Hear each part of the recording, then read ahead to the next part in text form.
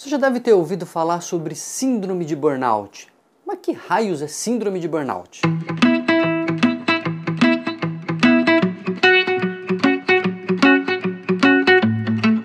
Burnout é um termo interessante que ele começou agora a fazer mais sucesso de uns anos para cá, a gente tem ouvido falar mais dele, e é algo que foi descrito nos anos 70.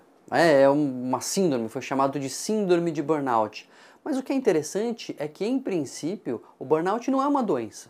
Não existe como a depressão, como a esquizofrenia, como pneumonia, enfim, não é uma doença reconhecida pela Organização Mundial de Saúde. Eu costumo comparar que é mais ou menos assim como síndrome de Estocolmo. Já ouviu falar síndrome de Estocolmo, quando a pessoa fica apaixonada pelo sequestrador, aquela coisa, né?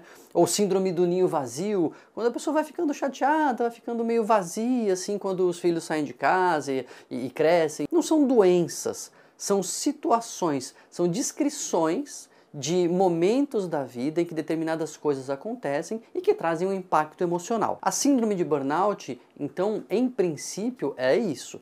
Ela não é uma doença reconhecida pela Organização Mundial de Saúde ou pela Academia Americana de Psiquiatria como uma entidade clínica, como um diagnóstico por si só. Na classificação internacional de doenças até existe lá um item chamado esgotamento, que teria a ver com o burnout, mas não dessa forma como ele está sendo mais dito, como ele está sendo mais conhecido. O que é, afinal de contas, o burnout? Então tem três grandes grupos de sintomas, né? Uma dessa exaustão, a pessoa sente realmente acabou a pilha, que está esgotada. Ela começa a se sentir meio cínica, meio afastada afetivamente do trabalho, um certo distanciamento. Ela tem raiva de quem ela cuida, por exemplo. O professor começa a pegar raiva do aluno, o sujeito começa a ter raiva dos colegas, etc. E também uma sensação muito clara de falta de realização. O sentimento de que trabalha muito e não adianta nada, de que o trabalho é inútil ou de que ela não consegue alcançar o seu potencial. E isso vai, lógico, montando um quadro de um afeto muito ruim, um desgosto, uma sensação de tristeza, de fraqueza e assim por diante. Isso vem acompanhado de outros problemas. Não é raro que a pessoa nessa situação começa a ter dores pelo corpo, alergia, começa a ficar muito doente. Aquilo que a gente sabe que acontece, né? Quando a pessoa está estressada e a imunidade baixa, que a gente fala, e a pessoa começa a ficar doente, começa a ter gripe, começa a ter sinusite, infecção e etc. Tudo isso pode acontecer. Agora, o que é mais interessante a gente pensar é que tem muita gente começando a falar que talvez o burnout, como uma situação específica, seja indistinguível, seja inseparável do que a gente chama de depressão. Quando você começa a estudar os sintomas e a apresentação clínica de alguém com burnout e compara com alguém com depressão, é muito semelhante. Em casos moderados, assim, casos sem grande gravidade do que a gente chama de burnout, a sobreposição de sintomas com a depressão chega a 50%. E quando é burnout mesmo, quando é um burnout mais grave, a sobreposição de sintomas com depressão passa dos 90%. Ou seja, na verdade a gente está chamando de burnout algo que é exatamente igual à depressão. Então talvez a gente esteja falando de depressão, só que com origem no trabalho. Talvez esse seja o grande lance, talvez seja essa grande atenção que a gente tem que ter. E não é que é culpa do trabalho.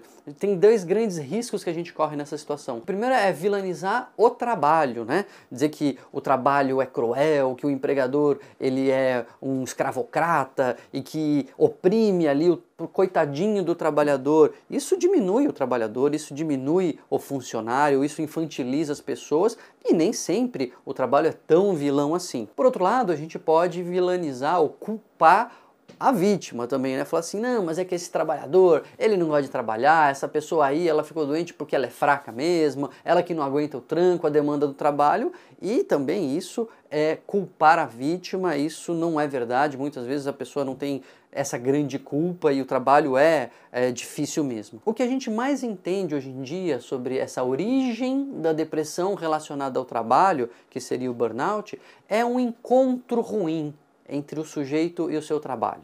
As demandas daquele trabalho estão sendo demais, talvez, para aquele trabalhador que possivelmente se daria bem em outra situação e uma outra pessoa poderia realizar aquele trabalho.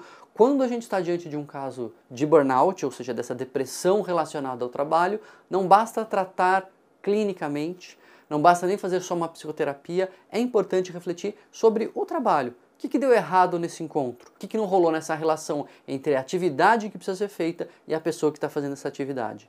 É uma coisa interessante para a gente pensar. Tem muita gente falando de burnout e falando bobagem. Tem muito pouca gente que já fez essa reflexão de que o burnout talvez seja, no fundo, uma forma de depressão, e a gente tem preferido falar burnout porque depressão a gente acha que a culpa é nossa, que a gente não aguentou e que a gente adoeceu, e burnout a gente tende a falar que a culpa é do trabalho, que eu sou uma vítima. Então por isso que cresce tanto essa questão do burnout. Mas talvez a gente esteja falando da mesma coisa, e se a gente diminuir as nossas resistências, se a gente diminuir o estigma que a gente tem com relação à saúde mental, a gente pode compreender melhor essa situação, até para intervir melhor tanto na pessoa quanto na sua relação com o trabalho. Acho que é uma dica importante que a gente tem. Divulga então esse vídeo, compartilha para aquelas pessoas que estão falando sobre isso, tem muita gente falando coisa que não é legal, e aproveita e se inscreve aqui no canal que a gente tem muita coisa para conversar ainda.